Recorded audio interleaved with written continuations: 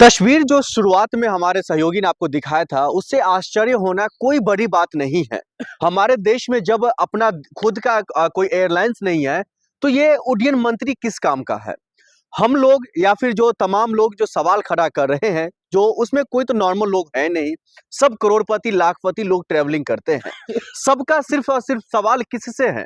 सवाल जो है वहाँ इंडिगो से है। सवाल जो संस्थान जो नियम कानून लाया था उनसे है, न कि सरकार से है। आप इनके मानसिकता को पढ़ सकते हैं, इनके मानसिकता को आप जान सकते हैं। सिर्फ और सिर्फ 3 दिसंबर से लेकर के 5 से 6 दिसंबर तक लगभग हजारों उड़ान जो है इंडिगो ने बंद किया, रद्द किया। किन कारणों से रद्द किया? किन बेसों को मद्देनजर रखते हुए रद्द किया है? ये तमाम चीज हम आपको बताएंगे। सबसे पहले हम आपको बता दें, जो उन्होंने साफ-साफ जो डीजीसीए एक संस्थान है, उन्होंने साफ-साफ कह दिया, हम इस कानून को लागू कर रहे हैं, लागू इस बेस पर कर रहे हैं जो ताकि जो फ्लाइट उड़ाते हैं, पायलट हैं, उसकी सुरक्षा को लेकर के, यात्रियों की सुरक्षा को लेकर के, तमाम जो अवाम जो अपना एक जगह से दूसरे जगह जा रहे हैं, उसकी सुरक्षा को लेकर के। क्या सरकार झुक गई है? क्या सरकार जो है एक कंपनी के चरण में मस्तक से होकर के उनसे माफी मांग ले रही है? क्या है ये मायने? डीजीसीए ने जो अपना जो नियम लागू किया गया था, उसे कुछ दिनों के लिए स्थगित कर दिया है। हालांकि अब आगे लागू होगा कि नहीं होगा, इस बात पर आगे की चर्चा होंगी। लेकिन अभी जिस तरीके का जो माहौल बना है, इस माहौल को लेकर के सरकार बैकफुट पर क्यों आई है? क्या ये जनता के साथ खिलवाड़ नहीं है?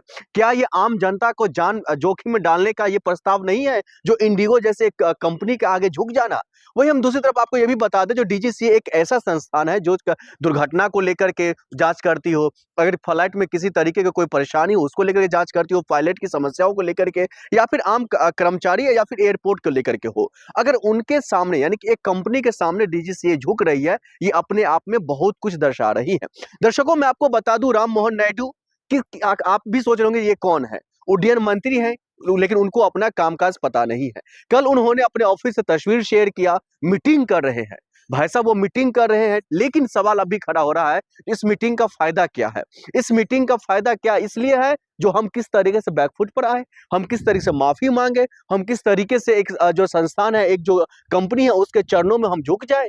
राम मोहन नायडू का काम क्या है? राम मोहन नायडू का काम सिर्फ और सिर्फ ये है, जो वो उड्डयन मंत्री है, और उड़ाने किस तरीके से, कैसा और कौन शेड्यूल में है, तमाम चीजें देख रेख करना है। जब हमारे देश में खुद का एयरलाइंस नहीं है, तो फिर उड्डयन मंत्री का काम क्या है? सबसे पहला सवाल।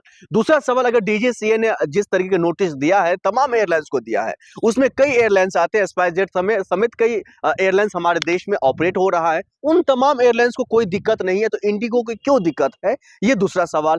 तीसरा सवाल खड़ा निकल करके आ रही है, जो आखिरकार सरकार क्या कर रही है? प्रधानमंत्री नरेंद्र मोदी जी, भाई साहब, दूसरे देशों के राष्ट्रपति को एकदम हाजी हाजी करने में जुटे हुए हैं। गृह मंत्री अमित शाह जी चुनावों को लेकर के रणनीति बनाने में जो है व्यस्त है। रक्षा मंत्री का बात ही छोड़ दीजिए, उड्डयन मंत्री मीटिंग के नाम पर वो क्या कर रहे हैं, वो तमाम चीजें आपके सामने में है। सवाल अब भी खड़ा हो रहा है, जो आखिरकार भारत सरकार जिस तरीके के से देश के जनता के साथ खिलवाड़ कर रही है, इसका सीधा सीधा जिम्मेदार जो है भारत सरकार है, उड्डयन मंत्री राम मोहन नायडू है।